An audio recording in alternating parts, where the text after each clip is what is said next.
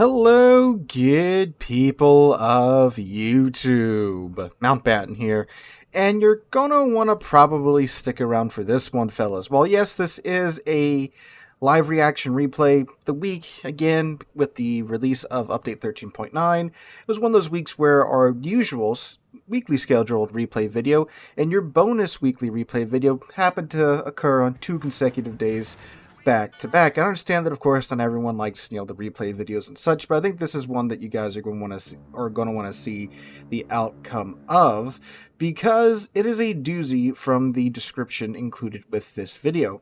Now, like with all live reaction replay videos, I don't know exactly how the end result occurs, but I have an idea of what happens at the end, and I think it's one that's going to be worth watching. But anyway, our driver today is Skills Beats Meta, who is at this point a recurring character on the channel. Why? He just keeps sending in good stuff. He's been in some of the wildest matches that I've seen with my time here on the YouTubes and posting these replay videos. So yeah, that's why, again, he's pretty much a regular character here on the channel. And he is driving the Tier 10 American Premium Battleship Wisconsin. Well, actually, Special Ship, Dockyard Ship. And he actually got his Wisconsin 100% for free. He ground out the missions, and he was lucky enough in previous months to get the West Virginia 44 from a super container. So, since he had the West Virginia 44 already, he got his Wisconsin for free, because you got the 2 stages you needed in order to complete the dockyard if you had the West Virginia 44 already in your port, because the West Virginia 44 was the midpoint reward ship for the Wisconsin dockyard. So he is a very, very lucky man. Your opinion on that statement might change by the end of this video, however. But the Wisconsin, it is essentially an Iowa on steroids. I'm pretty sure most of the regular viewers of this channel are well aware of that. You get a... Ooh, who's that? Ooh, it's the Incomparable. Hello. But yeah, you get the Iowa guns with a slight different tune. Oh, this is looking like a good shot here, fellas. And it is 28,000 damage on the Incomparable. So the TLDR description of the Wisconsin's guns is that they have slightly better ballistics at range, and the shells do slightly better at range than the normal Iowa shells perform at close range. So again, more of a longer range-ish Iowa, not like 20 kilometers plus, but like 18 kilometers. The range at which the normal Iowa / Montana guns start to kind of peter out in terms of reliability with their... Ooh, another good hit there on the Incomparable for about 12k damage. The Wisconsin shells will perform a bit better in terms of how much you have to lead and such, because of the better air drag coefficient at that range, and again, they have better pin at that range, slightly better pin than the Iowa's guns at that range. On top of that, she also gets her combat instructions, which you can see down below. The F key for the Wisconsin is essentially a 50% cooldown, 50% buff to the reload time of your main battery guns, and a massive cooldown buff to your consumables. So essentially it allows the Wisconsin to pop her heal, her spotter plane, her DFAA, and her damage con much faster than your typical Iowa does when you have that F key full. As his is decreasing right now, because there's not exactly a whole lot of spotting going on his flank, because the 2501 is being a little timid with getting into the cap, and I can't really blame him for that, because when subs get spotted, they get absolutely dogpiled by the ASW aircraft. Libertad picks up an FTG for first blood of the match. So that's a good pickup for the friendly team going into it. But as you can see, this is a match where there's only 1 DD per side. So all the spotting that's occurring, is tremendous, because, well, there's only 1 DD per side. So any flank that has more spotting going on than the other team's flank, they have a huge advantage. It looks like it's a party over at the A-cap. You've got most of the friendly team over there. Libertad picking up a second kill by killing the Brest. The Yodo, however, the Tier 10 Japanese light cruiser, this fella right here, however, just sunk the Des Moines. I think he might... Oh, he got very lucky there. Looks like skills aimed a little bit high there. Oh, friendly Montana takes out the Petropavlovsk. the Libertad, oddly, is... Oh, he's not in the front. I was expecting the Libertad to be, like, in the A-cap with him getting 2 kills already, but he's playing it a little bit more at mid-range, so those kills were probably just from the force of the main battery guns. 10 16-inch guns is not really much to scoff at tier 10. Speaking of 16-inch guns, more shells out in the Incomparable. Incomparable seems to have learned his lesson here in selling broadside skills in his Wisconsin. Angles in there at the last sec. It still gets pinned because it's an Incomparable. It's got battle cruiser armor, very, very thin armor for a tier 10 ship in the battleship slot to have, but not exactly as devastating as skills as previous shots on the Incomparable. Speaking of his previous shots on the Incomparable, this seems to be a salvo that could be very reminiscent of those previous shots he's turning out. Ooh, that first salvo looks good. There we go. 27,000 damage, double Citadel to the Incomparable, and that takes him out of the game.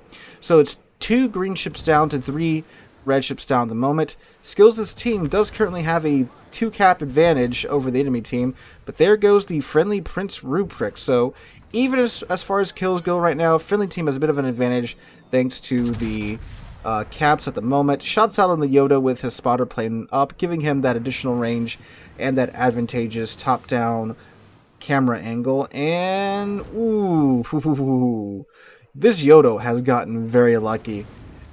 And Bungo is taking shots at skills now, considering it's like the only thing that Bungo can really shoot at. Because, I mean, there's literally 3 friendly ships on this side of the map. The poor Bungo's stuck over here with his sniping battleship, and somehow, despite having, like, I think like a 30-kilometer range when his plane is up, I don't think the Bungo can shoot at much else besides skills at this moment. Another salvo out on the Yodo. Turret number 3's crew needs to lay off the drinks there. And the shells all get splashed around the Yodo. Looks like the Rune is trying to farm down the Yodo as well. I'd be cautious about being in a Rune and on the same flank as a Bungo. Look at his main battery gun range now. Skills can shoot darn near to the other side. Actually, he can shoot pretty much to most of the other side of the map at this moment. But he's focused on this Yodo that is on his flank. Well, if something does pop up across the map and it's a beautiful cross shot, yeah, sure, take it. But you definitely want to deal with the ships that are running in front of you. Ooh, looks like the Yodo's luck might be running out right now. And by running out, I mean perfectly intact, as his Yodo is. You gotta love the overpinning of light cruisers from, 12 kilometers away. Another friendly ship did go down. It's like one of the submarines went down. So now it is 5 friendly ships down to 3 enemy ships down. 2501 does get a full slot of torpedoes off on the Yodo. Yodo looks like he's well aware of it. Yodo's a very maneuverable cruiser. Although now that he's turning to avoid the submarine torpedoes, that should give the armor enough thickness to, of course, get overpinned again. Naturally so. Typically, when light cruisers angle to battleship shells, that of course increases the effective thickness of the armor because they are angling. That gives battleship caliber guns enough of a bite to actually arm. But of course, the Yoda's armor is so friggin' thin, unless he probably hit the main belt, they probably would have overpinned anyway. Blind shot from behind the island. Can't even see the ship. Watch this be the one to Citadel. I bet you it will be. I bet you it will. Yup, there you go. Citadel for a hot 7k damage. But as a very wise F-15 pilot once told me, a kill is a kill. Alright, 2501 popping submarine surveillance, hoping to catch the enemy sub in his submarine surveillance. Looks like that is not happening. We have a 4501. What's the other enemy sub? A 2501. Okay. So 2501 was on the other side of the map. 4501 is now behind friendly lines doing things. That's not good for the friendly team because, well, the spotting the 451 is providing on top of the psychological effect of a submarine being behind your team. Friendly team is now down 6 ships to the enemy team's 4 ships. Points have kind of stabilized here because the enemy team has picked up the A-cap. So things are not looking well for the friendly team at this moment. Although there is a Salem right there, a mere 16 kilometers away. He is hugging an island though. But if the he can't get the shells over that spire there in the middle. Okay, it's like the 2501 is going for the cap. Skills, it looks like he's trying to set up to get the cross shots from these ships that will be moving from the A cap to the B cap. He's trying to get this Salem here. Oh yeah, this should be good. Nice dragon in the side of the mountain. That's the first time I noticed that. Is he going to wait for turret 3 to come along? Probably not. This looks like it should be a good shot. He is waiting for turret 3 to come along and get on target with the Salem. Sherman takes out the 4.501. That's a good pickup for the friendly side. Alright, this should be a dead Salem unless physics do what physics do. And physics don't do what physics do. And there we go. Double Citadel to the Salem. 29,000 damage in one strike. And that is a dead Salem, ladies and gentlemen. So he's in a really good position here to catch these ships as they're moving from the A cap to the B cap. You got a Montana here. There's a Jacksonville, but I don't think he can get the Jacksonville because of the island around the D4, D5 area. Speaking of Jacksonville, he did unfortunately just take out the friendly Adatara, the Tier 9 Japanese battle cruiser. So that's not looking too good. Friendly team is now down to their last 5 ships remaining. Enemy team down to 6, so it's a pretty close match right now. Anybody's game at the moment. Shells from the Bungo thankfully bouncing off of the stern deck of the Wisconsin. Now the good thing is the Bungo is just way the hell out there. So while, yes, his 10, 18-inch guns are very scary, he himself is so far out of the match that if it comes down to the caps, he's in no real position to try and do anything about the cap. Like, skills can sell into the C cap and not be spotted by the Bungo. Unfortunately, shells do miss because, again, shooting at 20 freaking kilometers. Even with the Wisconsin's improved shell air drag coefficient, plenty of time for the Bungo to maneuver. Wisconsin coming around this corner at 10 kilometers away from skills. 2 501s there. Rune's also here moving up with skills. Get some nice torpedoes in on that Montana. Alright, that should be a dead Montana. Skills should finish him off. I know kill stealing and all, but hey, look, when it's this of course, a Citadel for 1,500 damage. Of friggin' course. But yeah, when it's this close, you want to get those ships out of the fight no matter what. I think we're about to see a dead Libertad here. Yep, there we go. Enemy Iowa takes out the Libertad. 4 friendly ships remaining against 5 enemy ships. Surprisingly, the Sherman has lived up until this point, which is crazy. Ah, good. They found the 2501. Sherman's getting his guns on him. 4 seconds until skills is ASW aircraft are up. This should get him. I mean, even just the AoE blast should, I believe, sink that 2501. Ooh, okay, good. Sherman dodged those torpedoes. Dead 2501. Oh, dang, no. Alright, next one's coming up. The Rune's aircraft should be up. This is why I say you always want to hold, one of these charges in reserve for situations like this where you're not having to wait on that next ASW charge to come out. Okay, yeah, the Rune should get him here. That should be a dead 2501. Very good. Rune does get him. Ooh, Sherman does live. I'm assuming thanks to the 2501 being within 3 kilometers of the Sherman. Jacksonville, beautiful shot here in the Jacksonville light cruiser. This should be a dead Jacksonville. However, he does have to keep in mind the Jacksonville does have that burst fire mode, so he does need to be aware of that. And with the firepower that Jacksonville does have, that could be a very poor time for skills. So he's getting to a spot here where he can just throttle up and run away from the Jacksonville. There's the daring. There was the daring. No spotting on the Jacksonville so far, though. Oof, man. I know he is absolutely just, chomping at the bit to get the salvos out on the Jacksonville. There we go. Jacksonville spotted. Rune got a good salvo on him. This should be the finishing salvo for the Jacksonville. There we go. That is Kraken unleashed for skills. Bungo from 13 kilometers away. How we just eat a wall of 2 501 torpedoes, so that is good. I don't think Skills has gotten to use his F button yet. So that's unfortunate for him.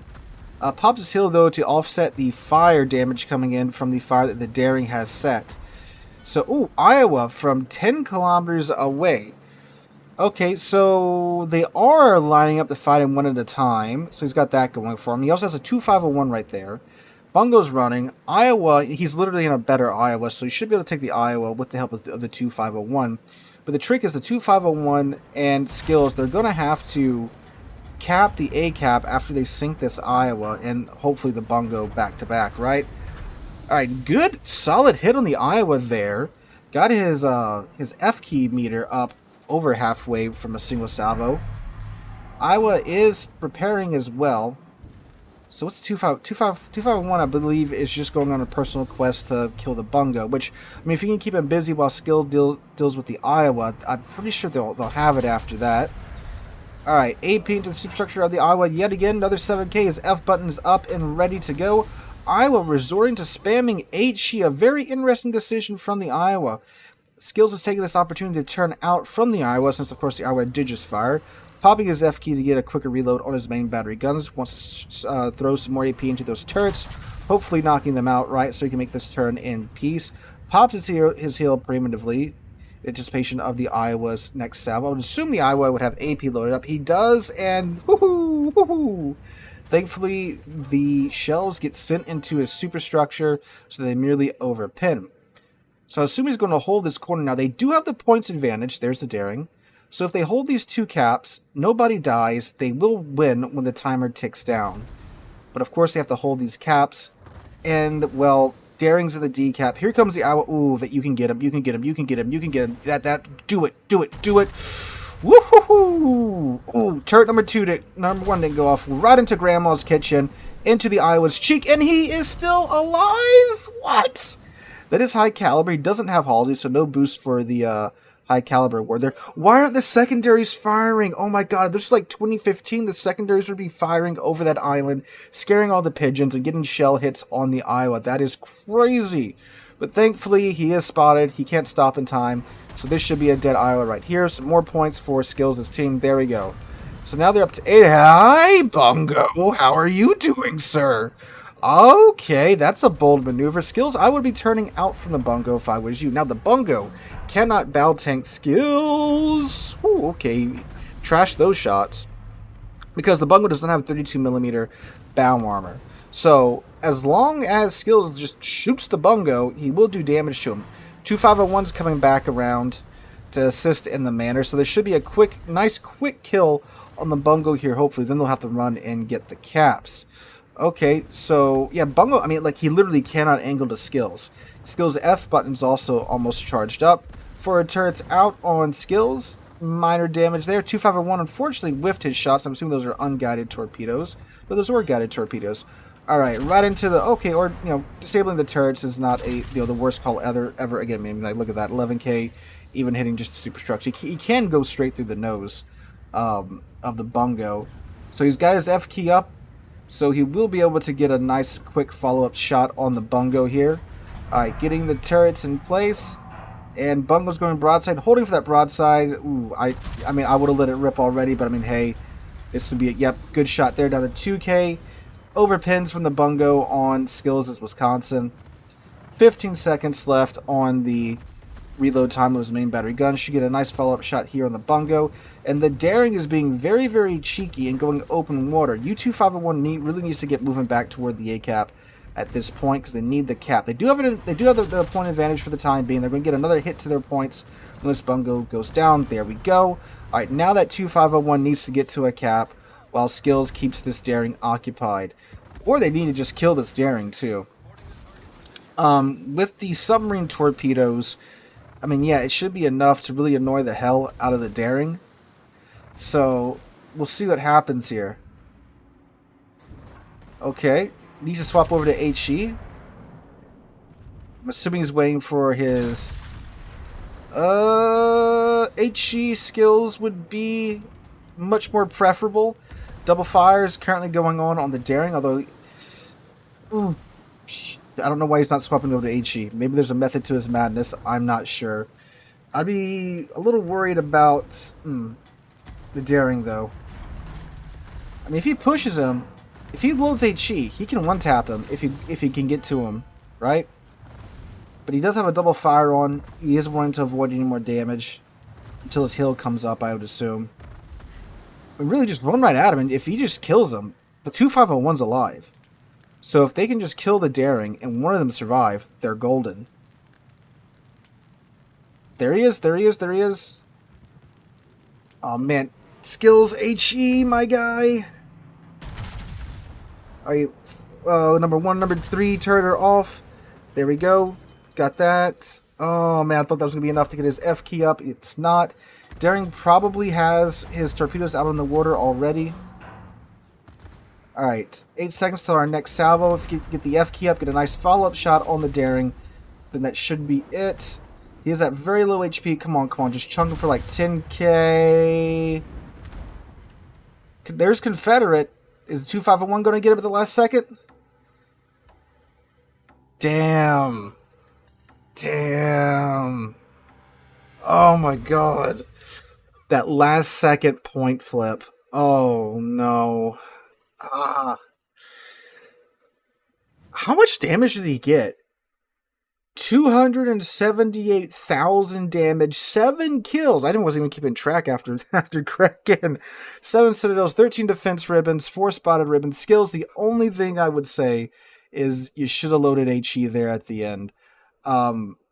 It would have broke something on the daring. It would have broke his rudder, broke his engine, something, incapacitated him. Would have done more damage too. I don't know if, because he did get kind of slotted there with some RNG at the end, and the daring was very good at dodging.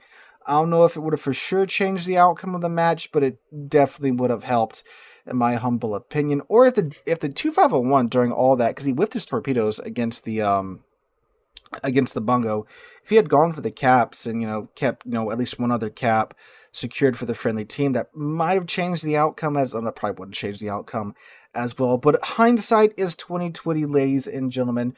278,000 damage, 1.9k base XP on a loss. That is a lot more XP. Look, the only two that got more XP was the Jacksonville, the Kraken, and the Daring that was doing all the capping. He got more base XP than the rest of the enemy team besides the top 2 players. So, skills, great game either way, my guy. Thank you so much for sending it in. If you have a replay like this that's heartbreaking, a good match, please send it in to the email linked in the description down below, or to the replay submission channel on the community Discord, which there's a link to that down below as well. Hope you guys have a wonderful Sunday, wonderful rest of your week. Hope to catch you guys in the next one.